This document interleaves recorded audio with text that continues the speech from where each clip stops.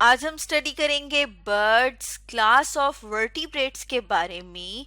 और अगर हम बात करें कि क्लास ऑफ वर्टिब्रेट क्या है, तो हम देखते हैं कि वर्टिब्रेट्स वो एनिमल होते हैं जिनमें रीढ़ की हड्डी मौजूद होती है। और उनमें हमने क्लासिफाई किया यानी कि ग्रुप्स बनाए हैं 5, जिनमें से एक ग्रुप जो है वो कौन सा है, उन्हें कहा जाता है बर्ड्स यानी कि परिंदे। आज हमने डिस्कस करना है बर्ड्स के बारे में, परिंदों के बारे में। हम अपने सामने बर्ड की डायग्राम ले आते हैं, जिसे हम यहाँ पर स्पैरो देख रहे हैं, चिड़िया। आपने अपने आसपास बहुत सारी चिड़िया जो हैं वो देखी होंगी। अब हम इसका अगर वर्टिब्रल कॉलम की बात करें, यानी कि जब हम इसका ढांचा देखते हैं, हम देखते हैं कि इनके अंदर रीढ़ की हड्डी मौजूद होती है। जैसे कि आप अगर अपनी कमर पे पीछे हाथ लगा के देखें तो आपको एक लंबी सी जो है वो हड्डी नज़र आती है, जो सर से कमर तक जारी होती है। वो क्या है? वो रीढ़ की हड्डी है, जिसे हम क्या कहते हैं कि क्या है? वो वर्टिब्रल कॉलम है, जिसकी वजह से हम भी और परिंदे भी किन में आते हैं? वर्टिब्रेट्स में आते हैं। तो जैसे यहाँ पर इस तस्वीर में हम देख रहे हैं कि ये जो है ये क्या है, ये इसकी इस बोन के पीछे जो है वो ये यहाँ पर हमें नज़र आ रही है और यहाँ नज़र आ रही है, और इस बोन के पीछे भी रीढ़ की हड्डी मौजूद है। यानी कि क्या है? वर्टिब्रल कॉलम मौजूद है। और वर्टिब्रल कॉलम की मौजूदगी की वजह से क्या कहा जाता है? वर्टिब्रेट्स। और जो परिंदे हैं, जैसे ही हम अपने जहन में सोचें कि परिंदे कौन से होते हैं, वो जो कि फ्लाई कर सकते हैं, जो कि हवा में उड़ सकते हैं। हम साथ में कुछ और एग्जांपल्स देख रहे हैं अपने सामने। हेन, मुर्गी, ये भी एक बर्ड है। इसी तरह से पैरट, तोता, ये भी एक परिंदा है। रॉबिन की बात करें तो जो रॉबिन है ये भी एक परिंदा है। इसी तरह से आपने कबूतर देखे होंगे, कबूतर जो कि पिजन होता है, ये क्या है? ये भी एक परिंदा है। जब हम परिंदों की बात करते हैं तो हमने बात की कि परिंदे कौन से होते हैं? जो हवा में उड़ते हैं।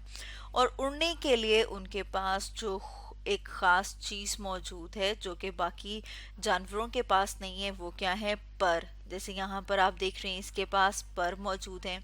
इसके पास मौजूद होते हैं विंग्स और फेदर्स।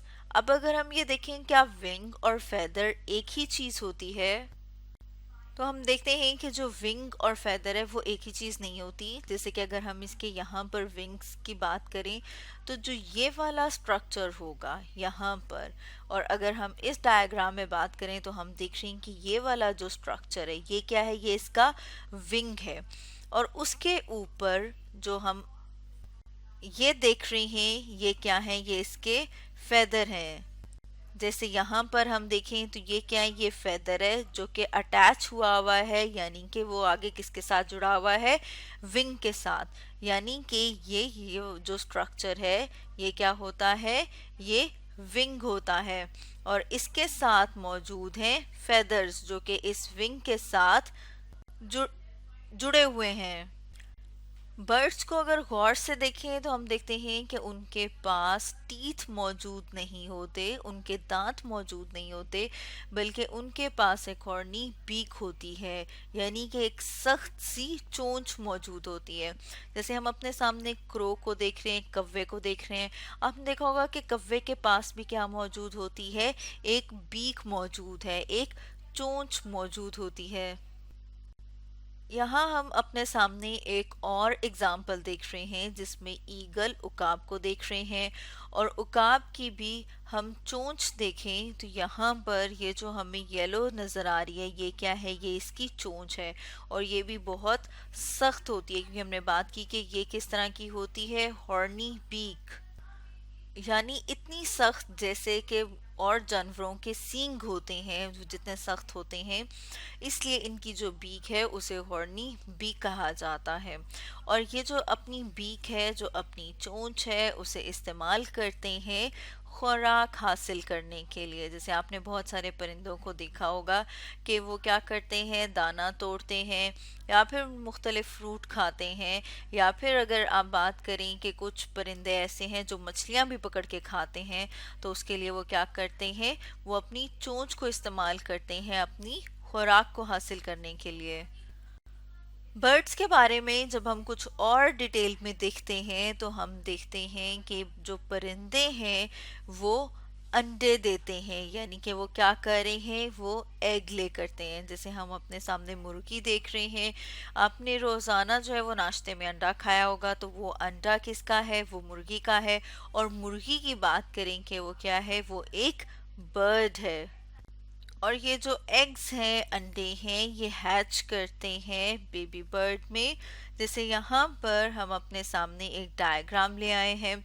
इस डायग्राम में हम देख रहे हैं कि अंडा जो है उसके अंदर जो है डेवलप होता है बेबी बर्ड। जैसे कि अगर हम मुर्गी की बात करें तो जो चिक है, जो उसका चूजा है, वो अंडे के अंदर मौजूद होता है और इन अंडों के बाहर हार्ड शेल मौजूद होता है। जैसे यहाँ पर हमने लिखा है कि इनके बाहर क्या है, हार्ड शेल मौजूद होता है, जिसको तोड़ के चूजा बाहर निकलता है।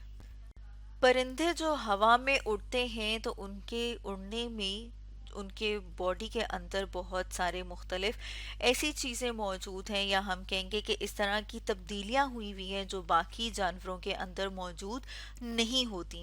जैसे कि अगर हम इनकी बोन्स की बात करें, इनकी हड्डियों की बात करें, तो हम कहते हैं इनकी हॉलो बोन्स हैं।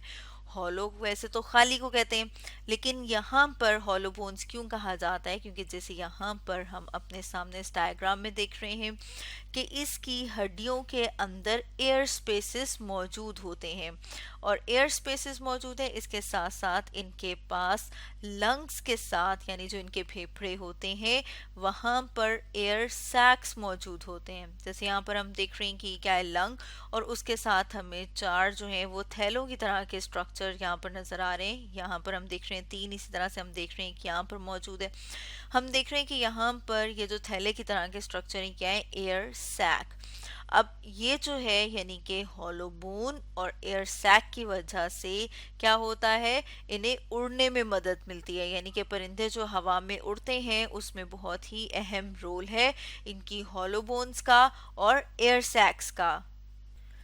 अब हम कुछ ऐसे परिंदों की बात करते हैं जो उन्हें दूसरे परिंदों से कुछ मुख्तलिफ बनाते हैं। जैसे कि अगर हम आउल की बात करें, उल्लू की बात करें, तो उसके पास बिग आइज मौजूद होती हैं। यानी आउल एक ऐसा बर्ड है जिसके पास बड़ी बड़ी आंखें मौजूद हैं।